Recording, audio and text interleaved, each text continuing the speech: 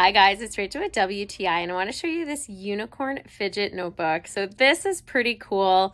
You can see all the beautiful bright colors on it, which I really like. It does have the fidget toy right on top, which is a unicorn. It's the cool rubber that a lot of these fidget toys are. You're able to pop all the poppets on it, and then if you do open it up, you can unpop them again and continuously do this if you do have a child that usually needs anything that's fidgety. My daughter usually has a bunch of different fidget toys, so I like the fact that this is something she can bring to school and isn't going to lose because it's right on her notebook. I like the fact that it does have the spiral part to hold it together.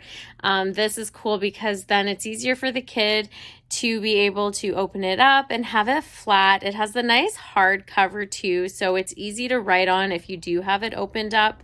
I like the fact that there is lined paper in it because my daughter likes to have everything on lines and perfectly written, so this helps her out a lot. She uses it as a diary, so I think that's pretty cool. So I'm not going to open it to show you, but you can see that she has it and she's drawing inside of it.